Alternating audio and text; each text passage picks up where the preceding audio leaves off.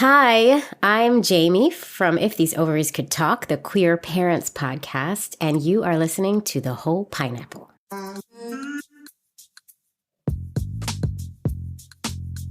Welcome to The Whole Pineapple. I'm Ruby Boris. And I'm Ann Judge. The Whole Pineapple is a podcast about wellness focused around fertility.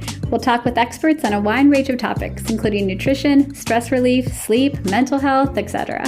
And we'll dig into the issues that can cause fertility challenges, like PCOS, or early menopause, or cancer treatment. So if you're curious about your fertility, whether you're ready to start a family, or you're preserving your options for the future, let's dig in.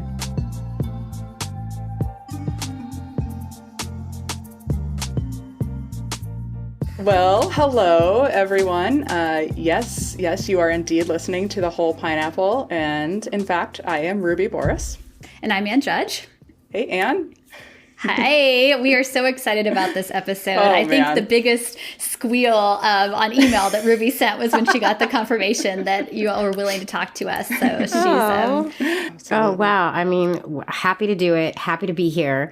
We thought that we would celebrate Pride by doing kind of like a little mashup collab with you and a little duet. You know, listeners of your podcast probably know that you put your guests on the spot by making them do a little elevator speech. Which sounds terrified. And so we are very excited to hear you do yours.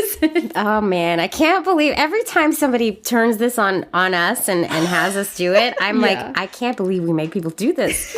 It's nerve-wracking, but I can do it. I can do my 30-second elevator pitch. Do you set a timer? Do we need a timer? I have one. We just let you? Okay. Oh, my God. Oh, my God. Ruby has it. I do. Okay. All right. All right, so you let me know. Oh, my God. 3, 2, 1, go. Hi, I am Jaimie Kelton. I am a gay mom. I've been married to my wife for almost 10 years. We have 2 kids, a daughter who's 8 and a son who's 4. I am also an actor, singer, dancer, and voiceover artist and teaching artist. And I host the podcast, If These Ovaries Could Talk, the Queer Families podcast, where we go deep into interviews with queer families about how they made their families, how we show up in the world. And that's who I am. That's it. Awesome. How'd I do? 30 seconds exactly. Ooh. Look at you. You are a professional. Yeah. And that was perfect. Right. You got the personal, you got the professional, you got a little shout out. Yeah. Awesome. Okay, good. I even said my wife's name. I'm proud. I didn't say her name. Did I say her name? Anne. Anne. I know there aren't a whole lot of Anns with an E, too. I saw spelled the correct way. So Is that the correct way? Oh, my God. My dog is crazy. That's okay. We enjoy pets. I swear, every Zoom, pets just know when we're on Zoom. They do. I mean, she must know I'm like recording an interview right now. I am. Let me go. I'm sorry. Let me just deal with it. I'm so sorry. Okay, hold on. I'm back. Yeah, no problem. God. I look like I'm not a professional here. This is terrible. No, we like it. Like my husband and I had a counseling session last night, and it was remote. And like our therapist, I'd never seen her dog before, and her dog was on the couch behind her. And I found myself so distracted because I could only see part of it, and it would roll over. And I wanted to be like, "Can you scoot so I can see your dog?" I know we're talking about these serious things, but gosh, what kind of dog is that? Dog. So I really want to see that dog at the end. This dog is kind of crazy, and she just had my bra too, so I'm glad I went and got that. Oh no! She chews everything. Yeah, everything. I have one of those too. Everything is fair game. Yeah. I'm like, are you kidding me with my rug? Yeah. Are you kidding me? It's always fun in the yard when I find little pieces of Ninja Turtles. And I'm just like, oh, that went all the way through you. Cool. Yeah. Cool. Oh, God, so gross. But they really, I mean, this dog is a lot. But I'm such a lesbian with a dog and the kids. I know. Well, before we get too far into things, I just have to do a little shout out from my little guy, Luke. He's 3.5, and we watch the Octonauts in our house. Or I should say that my kids watch the Octonauts while I run around trying to do things around the house while they're distracted. Of course, but, as you do. Yes, as you do. And Luke's favorite character is Tweak Bunny. So, according to him, she's his favorite animal. So, that's so cute. So I told him I was talking to the person who voices Tweak Bunny in the first season, and he goes, you should give her a hug. That's So I said, sweet. well, we're on the computer, but maybe we could air hug. Yeah. I love that. Well, tell him I said, munchy, munchy, crunchy carrots. Oh my God, he'd love it. It's been a while since I've done that one. She's great. She's like all in, she's awesome. STEM, She's got the science, technology, engineering, and math. Like, you go, girl. She's badass. She is a She's badass, yeah. Yeah, I like her a lot. She's Yeah, you awesome. couldn't even fit all of your accomplishments onto your elevator speech. So, like, how did you find the time to add in a podcast? You know what? With all the things that I did, I actually wasn't even as busy as I am now. Well, now I'm really busy, but Yeah. I don't know. I just fit it in. I get ideas and then I want to do them and then I do them, I guess. That's okay. So that's my new pitch. That's what I'm going to say. Is like, I get ideas and I just do them. I get a lot of ideas. I don't always act on them. And honestly, if it hadn't been for Robin, my co-host who just left, this probably would have never come to fruition.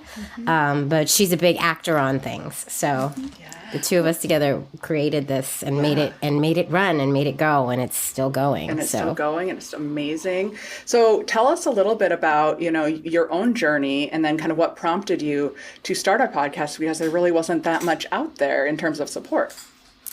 Yeah. Well, so my wife had our first kid, our daughter, and then and we both wanted to carry. That was the plan from the start. Well, kind of. She wasn't going to carry at first, and then she threw me a curveball and said she wanted to. So then we had to start earlier, and she got to go first. It was like a whole thing. But when she ended up, when it was my turn to get pregnant, I had some unexplained infertility. It took me almost 3 years to get pregnant. Lots of IVFs, lots of IUIs, lots of money spent on sperm, lots of money. And it was hard, as you know, I'm sure. And I, like halfway through the journey, I started really wanting to, basically I wanted to hear my story mirrored back to me. I wanted to hear somebody who was going through something similar. And I couldn't find it, shockingly. I'm not shocking at all. I could not find a queer mom who was trying to get pregnant and wasn't able to. I found a lot of infertility podcasts. I found a lot of infertility blogs, but it was always straight. Always. And then a lot of times the conversations would turn to Jesus, and that's not my thing. Like, if that's your thing, that's great, but that's not my thing. And so I just couldn't find what I needed in that moment.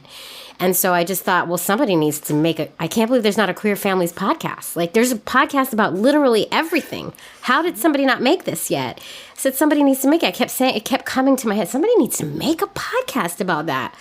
And then I would see Robin, my ex-co-host, like once a year at this queer family pride picnic where a bunch of our, a gay mom friends would kind of get together and hang out and then go to this kid-friendly bar that had a back room so the kids could run around and we would continue our pride celebration as adults. And I was there. I was pregnant. I was finally pregnant at this point, and I saw her and I was like, I'm going to ask her to do this with me. And I did. And she was like, yeah. And then we did it, and it took off. And we were both shocked. We knew we had enough friends to fill out one season. We knew we had enough gay mom friends to just interview them for the full first season. Yeah. We had no idea that it was going to resonate the way it did. These stories, obviously, people needed to hear these stories. Yeah. And that's what happened. I'm also impressed that you were able to start this while you were still so soon after your journey. For me, my infertility, IVF, all that stuff, my kids are 13 and 10 now. And I feel like there's no way I could have done this when I was pregnant. Like, it's all still so recent and so raw to be able to talk about it. But I think that probably makes you, even a better host, because all those feelings are still probably so close to the surface. I don't know. Maybe I just compartmentalize well, and I don't feel. I don't know. I have no. I think there was really. I think it was cathartic for me. I think it was healing. I can see that. I like talking about it. I like talking about that time, and I don't talk about my infertility as much anymore because once you have the kids. Well, for me at least, once I had the kids, that kind of back seat, and it gets further and further away in the rearview mirror as we keep going forward. But it's still there. It's still a somewhat painful memory. But I years ago in an article by Resolve, but I still use it with patients, talking about how infertility really is this wound, and like it's going to heal, and it will heal for everybody, but it's still always there beneath the surface. And based on how much time has gone by, sometimes just a little thing can scratch it open, versus if it's been years, it might be something you never even really think about anymore, but then something can still come up that like wounds you, that brings up those feelings. And I feel like even as your kids get older, you have conversations. Now that mine are older, they obviously ask a lot of questions about how babies are made and what comes into it, and talking about treatment. And it comes out in surprising ways just in terms of being a parent too. I think it makes you question a lot of things that you might not have questioned before. And I think that was one of the really interesting things in your book that is one of the differences when talking about queer families, like everything is intentional, as opposed to some of our typical patients who are like, they did often start off just assuming it would happen, as opposed to you have to actively make that decision to start family building. Yeah, every single decision we make on this family building process is extremely intentional, because we have to start making decisions from the get-go. We have to decide, are we going to do this? Because if we're going to do this, it involves other parties. It involves money. It involves possible bias against us. It involves so much that we have to take into account with and make the decision we're going to do it. Then we have to make sure we have money. And there are cheaper ways to do it. There are more expensive ways to do it. We have interviewed the gamut of the ways that we can create our families, and we get really creative, our queer community, in how we do this. But we have to be really, really intentional. And it's really funny. You just mentioned Resolve. I was just at, they had a party last night. They lit up the Empire State Building orange for Infertility Week. That's great. And they invited me. I was there. And it was really interesting. It was an awesome event. It was beautiful. It was interesting though, because I was thinking I started making a connection between our queer community and the infertility community. There are some intersections. Like basically all of us queer folks, when we go to make a family, we're starting out infertile because we're missing a part. Not all of us. There are some trans couples with a trans individual who actually have all the parts, and they can do it that way if their mental health will allow that, which is not for everyone. Yeah. And fertility preservation, luckily, we've made great strides with that. So we're doing a better job of doing fertility pres too. So they might have those gametes, those sperm and eggs might be on ice for later on. Exactly. But for most of us, we're going in missing something. And so we need assistance. We need help. And so basically, like, I just was thinking, the infertility folks in the world could really benefit from listening to our queer family making stories, because not only are we having to go down the same road that a lot of people do who are infertile, we are doing it intentionally. We are starting it from the get-go, from that place. And it's kind of an exciting place for us to start, because we finally made the decision to move forward and have a family. But we push through all of the boundaries that are placed on us, and we make these families. And there's a lot of us out there. And so I think the two communities can really help each other. Absolutely. I think that's so true. I mean, that was one of the things that years ago, I've worked here 13 years now, back when I was doing a lot of inseminations, like I was so surprised how different the vibe in the room was. Often when it's, a couple coming in for their first insemination with donor sperm, how they're often really excited. And that was not the vibe that I usually got from couples that have been trying with intercourse. Like they, you kind of have this sense of possibility and excitement, as you said, that is not usually the experience when someone has been trying for a while on their own before they even come to the clinic. So I think there's certainly a lot of unique aspects. That's what we want to talk about today. But you're right, there's so much that overlap, as well as so much everybody can learn from everybody else's experience. Yeah, there is overlap. There really is. But it is, I do acknowledge that non-queer folks come to these spaces already with a sense of loss.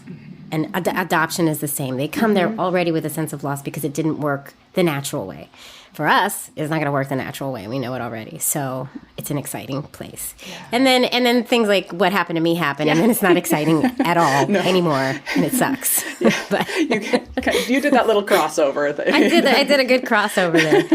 I fit both communities very well. And you're bringing up a really good point, that queer families, they're not a monolith. Like, no two families look alike. And I see that a lot for my initial consults with patients. I get patients that are very excited to see me. This is their first visit. They haven't done much research into things, but they're just kind of looking into things, and they're so excited about it. And then I have others who are like very skeptical of me, and they're like, which procedures are you going to make me do? Are you going to make me see a counselor? What are you going to do? Do you get me? Kind of things.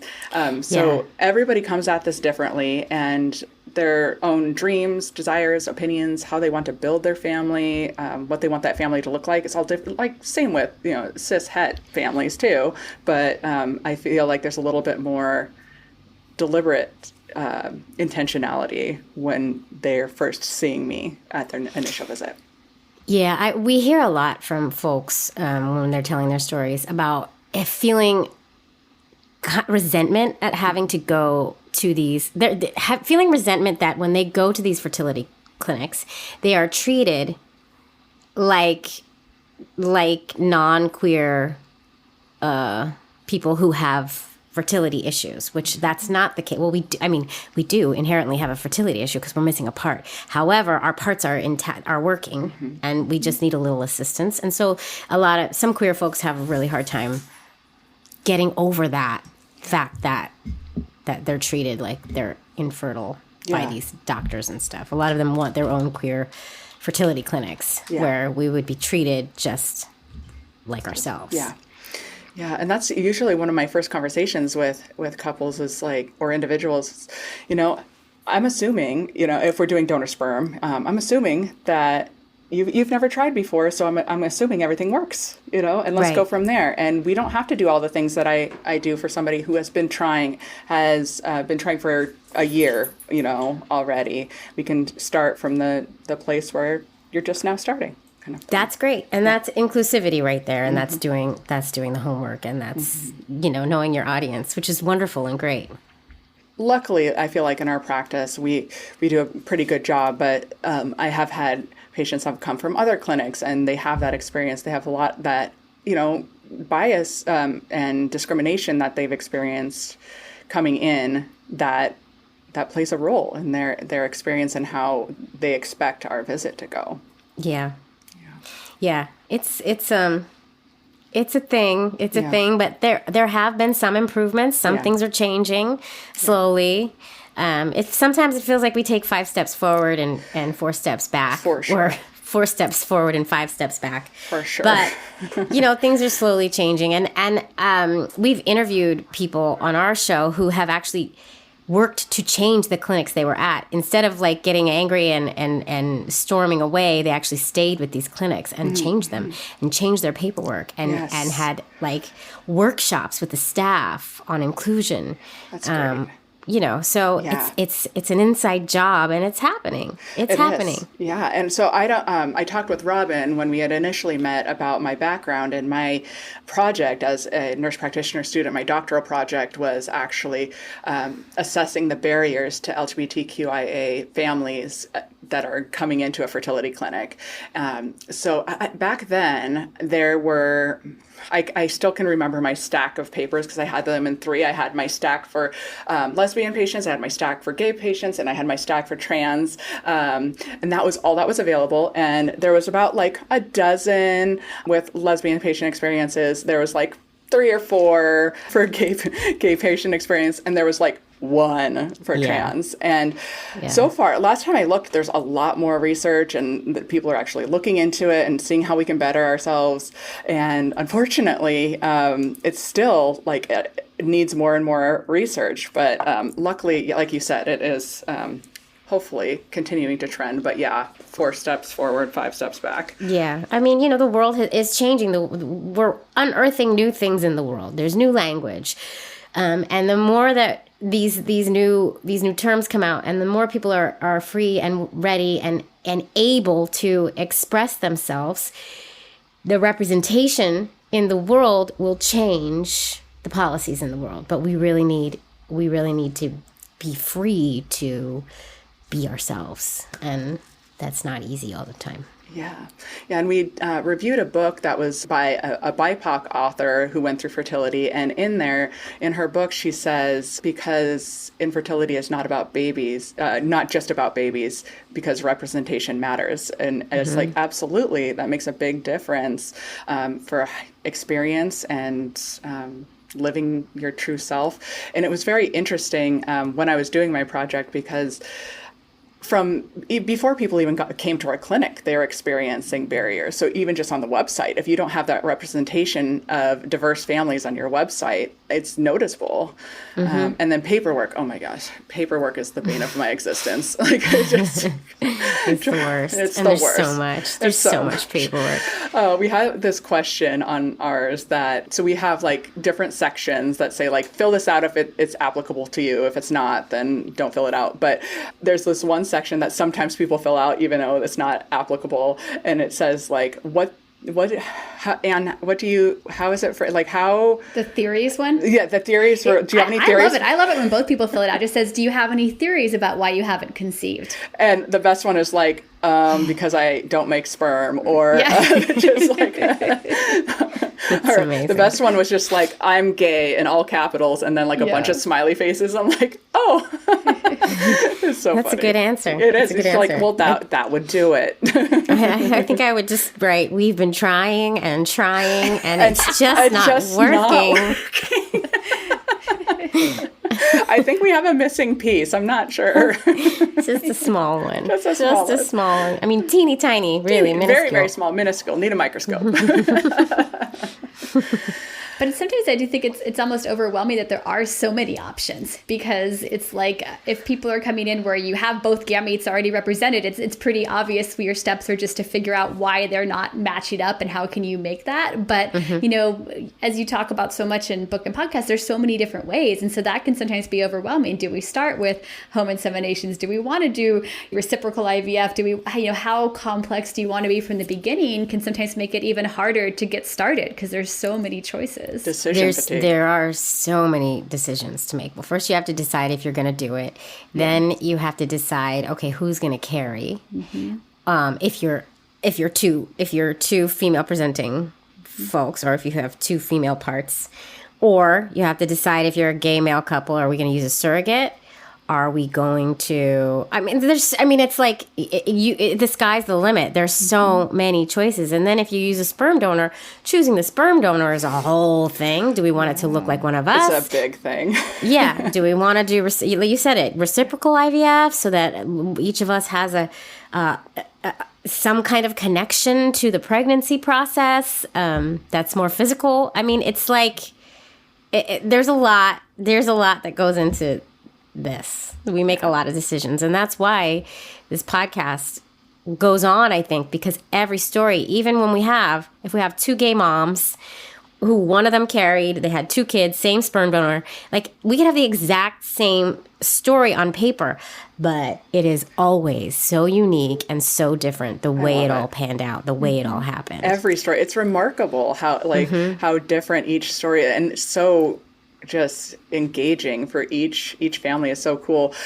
What was it, the quote that I read from the book? We're planning ahead, so we need to figure it out.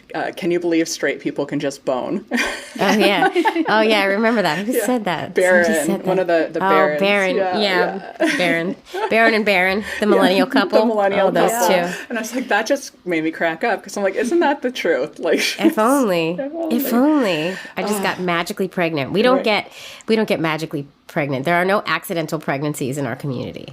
I mean, maybe there are random ones, but not generally. What I think what your podcast brings out too is how even in that case when you can make all these plans, how it doesn't usually go to plan. And so sometimes that's the challenge when you put so much thought into it. You've decided this is going to be our path. This is how we're going to build our family. And then you end up having to change course. And that can be really hard, just like it is for the general infertility community who end up having to do things that they never thought they would approach. Yeah. You know what's so funny is when we talk to couples who are like in the process or just getting started, They have it all planned out. They have it all mapped out. They want to get pregnant during these months because that's when they are off from work or whatever, or they have this happening in their lives.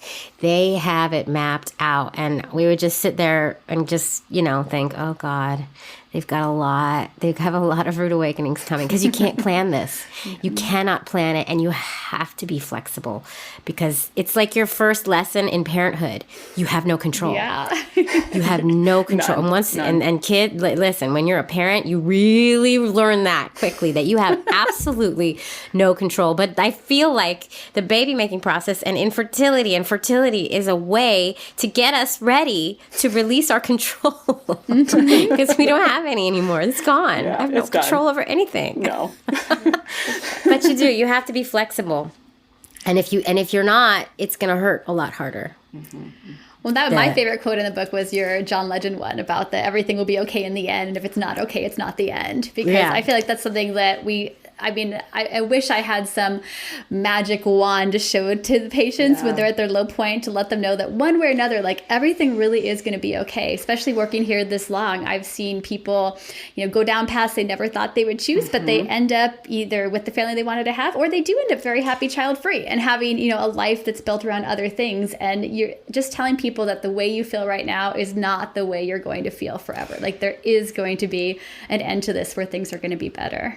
Yeah, that is actually that quote, John Lennon quote is like my mantra. I say it to myself all the time, especially right now when I'm in this transition. Yes. I've been saying this to myself all the time, but I wrote that in the book, in the part where I talk about my infertility, and that I just kept saying that to myself. Everything's going to be okay in the end. If it is not okay, it is not the end, because it is. It might not look like I thought it was going to look. And like you just said, that happens with almost every couple we have interviewed. It doesn't look the way we thought it was going to look, but guess what? It's all okay. I didn't say it's going to be, we're not saying it's going to be roses and rainbows in the end. It's going to be okay. You're going to feel better than you feel right now. It's going to be okay. There's going to be a release. And there always is. In all your trials and tribulations, there is always a moment where you're just, you're not where you were. You're okay. You're okay from that situation. And that gives me so much comfort, that saying. Yeah, absolutely. It's going to be okay in the end. It's going to be okay. You're just not there yet. You'll know when you're there. Keep you're going. Just not there yet. Yeah. It's powerful, that quote. I love that quote. Yeah, it really is. For all areas of life, really. Yeah. Do you tell your kids that too? Actually, I don't think I've ever said that to my kids. Have I said that to my kids? I don't know. Usually I'm just yelling at them to get out the door. You have to wait for a really big tantrum to then be like... I'm like, no, I set time. Alexa, set the 10-minute timer for going out the door. You have 10 minutes. You have 10 minutes. Like, I don't say any inspirational quotes. Get your shoes on. I don't want to say it again. You have 10 minutes. I will share one of my parenting hacks from a couple years ago, since your kids are younger than mine. Like, we were at Disney World and they were just poking at each other mentally, physically the whole time. And I was like, I cannot handle this. I was like, okay, look at the time. If you guys can go all the way until after dinner without fighting, then I'll let you fight for 2 whole minutes and I won't say anything. And they're like, really? I was like, yeah, really. But you have to go the whole day. And then they got super into it. And like, one would start to, and then they would just smile. And they were like so excited. That worked. It did work. It was like but one of those, what were those in the 2 moment minutes desperation. like? Not as bad as I would have thought. Like, they were kind of like they kind of just shoved each other a little playfully and said something vaguely mean, and then they were like, oh, it's not really that fun. It's not fun and you have to plan it out. It was so much better when we were getting along. Yeah. Wow, what a nice realization. So steal that. But I'll try. Desperate moments, sometimes brilliant ideas come to you. Right? Seriously. Oh my God, they drive me crazy. 8 and 4, and it's crazy house, crazy town. It is. Crazy town in my house. It really is. Yeah, mine's 6.5 and 3.5, and oh man, we are in it. We are in it. Yes. And I think that can be one of the challenges when you talk about planning, is sometimes that family spacing issue. Because when people have planned everything out, and especially like you said, when you decide who's going to go first, you kind of have in your mind what you want. And so people feel even more of that clock ticking when they have a child that is getting older. But the same thing, you end up with the family, like your kids aren't going to know any different. They're not going to, long for this closer in age sibling. Like they're going to have the relationship they have. They might say they do. I mean, my daughter constantly says, I didn't want him. I wanted a sister. And she complains about his age. Yeah. I mean, it's like... So I'm wrong. Never mind. Your kids will never set up. But it's true. That's all they know, right? Yeah. But they... I mean, and that's true because, like, for me, we wanted our kids to be 2 years apart. We started trying when my daughter was, like, 10 months old. Yeah. Because we thought, it'll probably take maybe a year, maybe less. Right. And now they're 4 years apart. That's how long it took. Yeah. So there's that. Yeah, Lex told me that he wanted me to put Luke back, and I was like, please no. He stayed in there nearly the full 10 months. I don't need him in there anymore. No. My son says, my 4-year-old is always, I don't want Rose. Oh, no. I don't want her. What do you mean you don't want her? I don't want her. I just don't want her. Well, I do, so she's sticking around. So she's staying here. Yeah, so funny. But also, like with our families, there is also with a lot of our families, not all of our families, the donor sibling thing that comes into play as well. Because I just said to my kids this morning, you guys stop fighting. Please stop fighting. You're the only siblings you have. And then I went, and I said, actually, that's not completely true. I said it out loud because my daughter knows about donor siblings. My son he's not old enough yet to get the concept. But that's something that we have to be so intentional. Yeah. Constantly. We have to show pride in our families because at some point our children are going to realize that, oh, I'm a little bit other from mainstream society. I have 2 moms, and they must have got and they figure it out themselves that 2 moms don't make babies, so there must have been help. So we have to be telling our children's origin story to them from the day they're born. That's what we do. We just drop the seed. We learn from the therapist that we interviewed. We lovingly call her Lisa the therapist. She's in the book too. And she taught us about the drop the seed theory, the drop the seed method. You just always drop that information to your kids in story form, in whatever form, and they pick up what they're capable of understanding when they're capable of understanding it. But you just keep telling the story so that there is no shock or surprise later in life. Because that's what creates animosity and a lot of issues when children feel like they've been lied to. So we advocate on our show all the time that you have to make sure that you are always telling your kids their origin story because it's not your average run-of-the-mill story. And if it's something that's just you grow up, I mean, it is just part of your story as opposed to this like reveal. And that's one of the things I know Ruby mentioned earlier. Sometimes we get a lot of pushback about doing a counseling visit. And so I always try and explain, like, it's not required. It's not like you have to pass the counselor. It's more to how do you have these conversations? Because it's something that continues to change. I mean, people that were doing this 15 years ago, you didn't have 23andMe and people coming out of the woodwork. And so realizing that things are going to continue to get more complicated in terms of genetics and openness in society, how do you just feel as prepared as possible to have these conversations, and how can you approach it intentionally from the beginning? And that's what I think our counselors, because they specialize in this, do a really good job. I've never had somebody tell me that they regretted doing that visit. They're always like, oh, that was really interesting. I hadn't thought about some of these things that I might want to use later. And, it's just a helpful way of how do you prepare the children that you're going to be having to feel as informed and supported. Yeah. And it's important that we plan this out. Yeah. So for people that are using donor sperm from a bank, I usually say, if the counseling is optional. They're great to talk to you if you want to talk through some of these things, but particularly if you have a known donor, somebody that you are close with, or you want to have like a co-parenting situation or something like that, I think it's really important to talk with a counselor because there is extra people involved and trying to iron that out and get like the legal protections and all of that, I think is really important. And sometimes the counselors bring up things that you never thought about before, never thought was going to be an issue. Yeah, well, the known donor journey is obviously it's complicated, and you need to make sure that you know exactly what you're doing when you get into this situation, because you don't want to have an instance where you do all this stuff, you make the baby, and then the known donor decides they want something other than what you had imagined for this child. And that happens. It happens. You cannot predict the future. You cannot predict how people are going to feel or react. And we have interviewed some people where it's gone really, really south in some sad ways, you know. But, and so it's really important to think through all of the scenarios, get this all written down in paper, have it signed, get lawyers. Like, we have to cover all our bases for sure. Yeah. Just more decisions.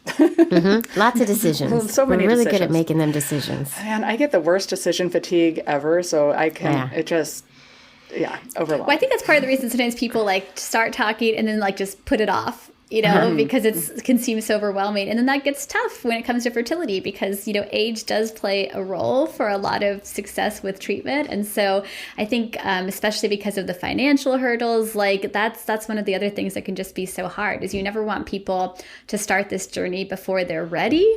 But sometimes that's also something that we see being tough when people are finally coming in all geared up and ready to go. And then it's more challenging than they would have expected because of that role of age. Yeah. I mean, and all that stress doesn't help the baby making process. And that's the unfortunate part. Yeah. And it is a different population. That's been the interesting thing over the last couple of years. You know, how you mentioned in the beginning that queer families, you start off infertile. In one sense, yes, but in another sense, no. And a lot of the research looped everybody together. And now they're finally doing some research just on inseminations with donor sperm, and even in women that are in their 40s. Like the success rates are different because it is different if you've never tried to get pregnant, regardless of what your test results say or regardless of what your age is, versus someone that has already been having sperm exposure and hasn't gotten pregnant on their own. Yeah, it's interesting. It's hard to quote the chances of success because we don't get that question all the time. It's like, well, what's my chance of getting pregnant per cycle? It's like, well, I'm assuming that you're kind of at your peak fertility right now. You haven't tried before, so your prognosis is going to be better than some of the people that I talk about that have been trying. So it is because we don't have that research that's specific. We don't have good numbers to give people, and a lot of people like numbers. Yeah. Luckily, I'm not a numbers gal. I don't, the numbers mean nothing to me. They're with you. I just hope it works. That's all. That's right. And the other thing that comes up, and you guys talk about in your book as well, is cost of things. Like this is everything costs money when you're trying to build a family. It just, the sperm, it costs money. Or a donor egg costs money. Gestational carriers are insanely if you're going the surrogacy route, you're looking at over $100,000. Then that's low. That's the low point. Yeah. Depending on how many times you have to try, how many surrogates you end up having to try using. Yeah. I mean, doesn't always work. And adoption. I feel like a lot of people are so surprised by how expensive adoption can be. I mean, depending on the type you pursue, it can be more expensive than certain forms of fertility treatment by far. Yeah, it can, but there's no guarantees in any of these, right? But you know, if you go the adoption lawyer route, private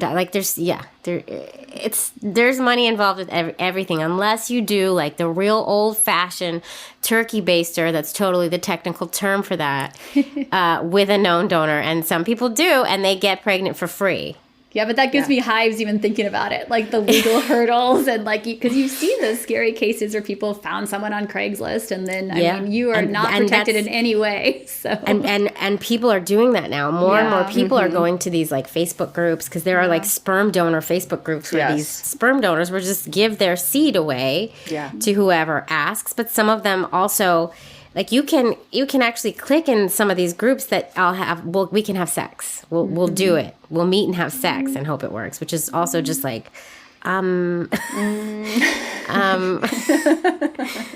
a little problematic, you know, but you know, to each their own, and I'm not judging whatever path, because a lot of people are going to these groups because they cannot afford it and they really want to become parents. And it's the only way they can do it. I mean, that's the other great chapter in your book, the legal aspect and the fact that we have such a patchwork of states and regulations in terms of coverage as well as rights. I mean, there's so many challenges. So much. And insurance coverage is inherently biased against queer couples from the start, because you have to prove that you've been trying for in many policies. You have to prove that you've been trying for 6 months to a year, and we can't prove that. I mean, we have been trying for we've been trying for 10 years. Nothing happened. But then again, like, my question is, do the non-queer couples have to prove it, or do they just have to go to the clinic and say, I'm not able to get pregnant? Good question. I come up with this, like, I have insurance companies.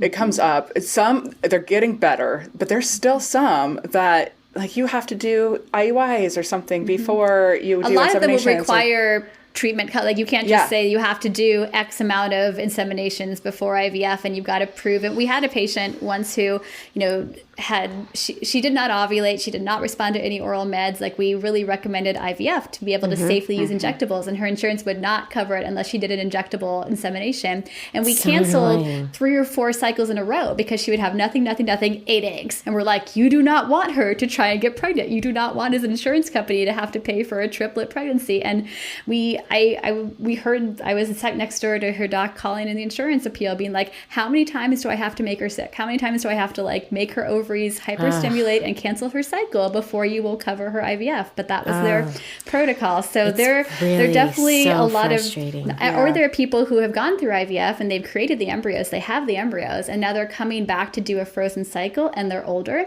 and their insurance requires them to update their hormone testing. Which makes no sense. Like, who cares? The embryos are done. It makes no medical logical sense. They could be menopausal and they could still have the same success rates. But the insurance protocol is, unless you have levels underneath this range, you're not authorized for cycles. So, I mean, there are a lot of really nonsensical things on that side, too. We really need insurance reform. Really. Yes, exactly. That's another thing, that when you're coming into this, when you start the path to building a queer family, you have to be ready to advocate, whether you like it or not. Yes. And it's unfortunate. That, too, is also a lesson in queer parenting. It's like your precursor. You're preparing. Because we have to advocate for our families once those kids are here, because they're watching. They're watching everything. They're listening to everything. And we have to model pride. Yeah. And so any of our internalized homophobia that we have to work through and try to get over so that our kids don't feel it, because we want our kids to be proud of their family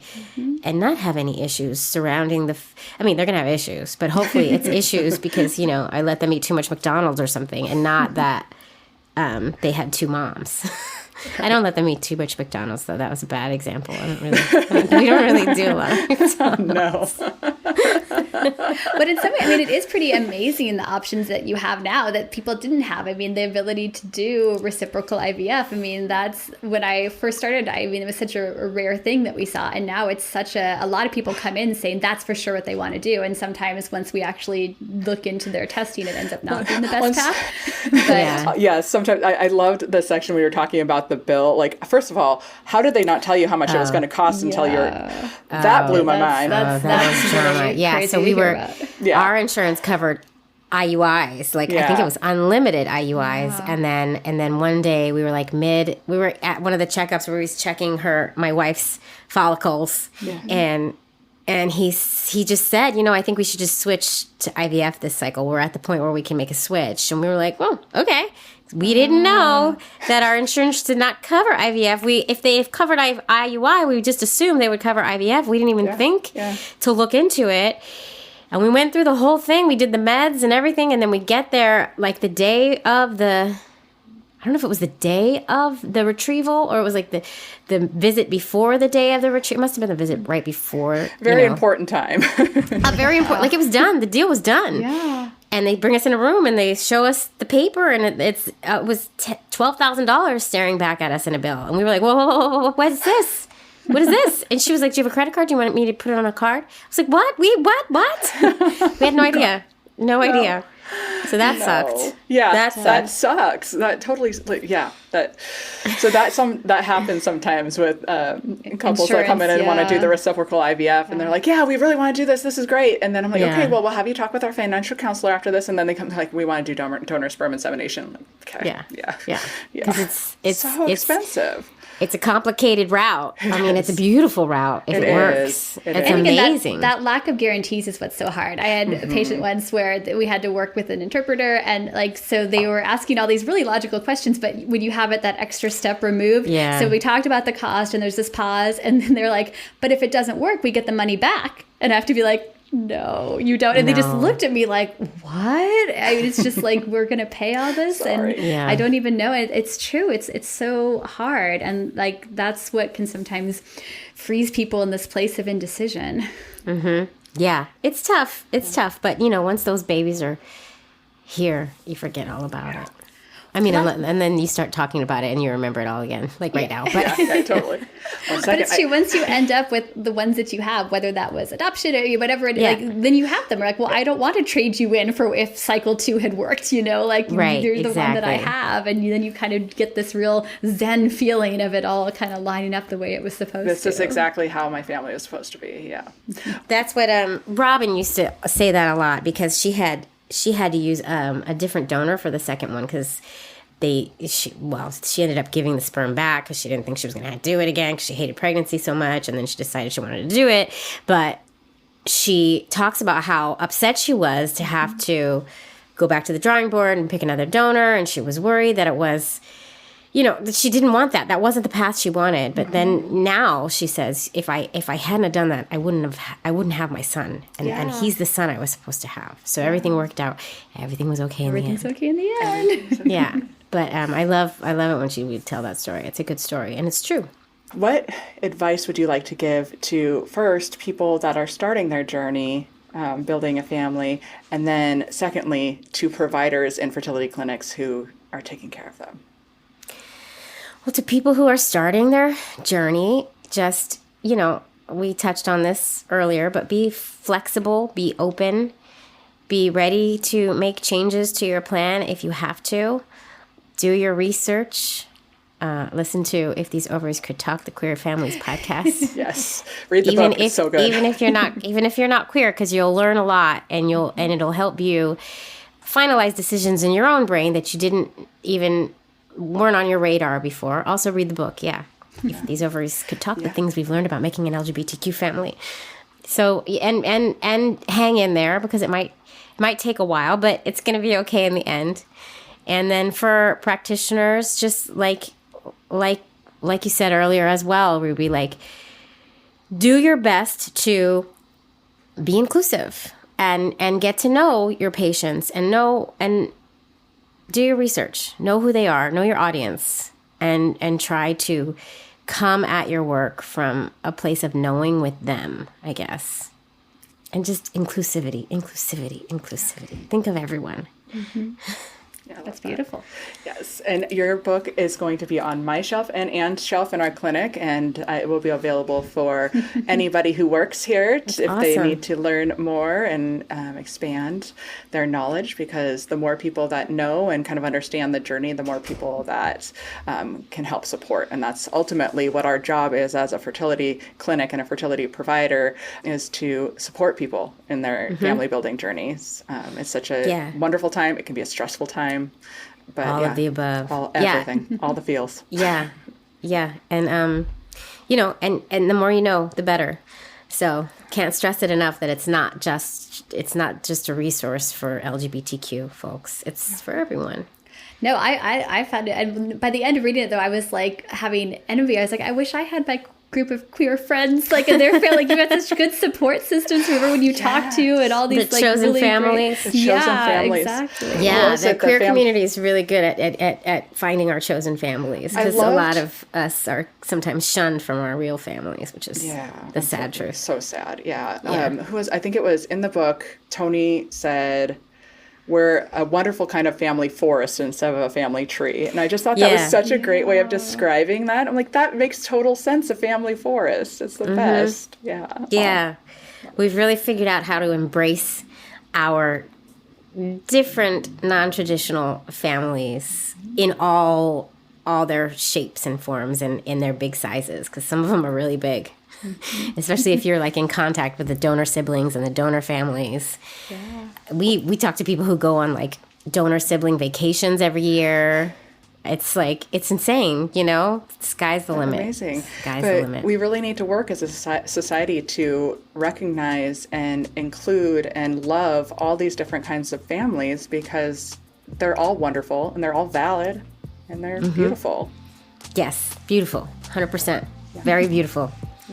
Thank you so much, Jaimie. Thank you so much for coming on. We feel really honored to get to hear more about everything that you've done in your podcast. And we're definitely going to have the links for listeners to be able to check out your podcast as well as your book.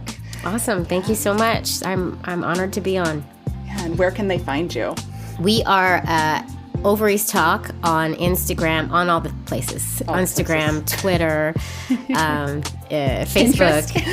No, not Pinterest. TikTok. Instagram, Twitter, Facebook, TikTok.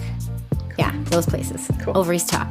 Ovaries Talk. So find us. Check Follow them us. out. We'll put links in our show notes, and definitely check out the book, whether you're a queer family or wanting to build a queer family or not. It's just wonderful for anybody's information. Yes. And it's Thank fun. you so I mean, you got much. some hard It's stories, so but you fun. got some really fun ones too. So. Yeah, and we keep it light. Yeah. This show, we might cover heavy topics, but there's laughter in a lot of laughter in every episode. Yes. Well, the very first page of the book, it's Judy Gold, who's like, look, none of our kids are mistakes. It's not like we got drunk one night and started dialing up the sperm bank. I died. I was dead. Yeah, Judy Gold is good. Judy Gold is wonderful.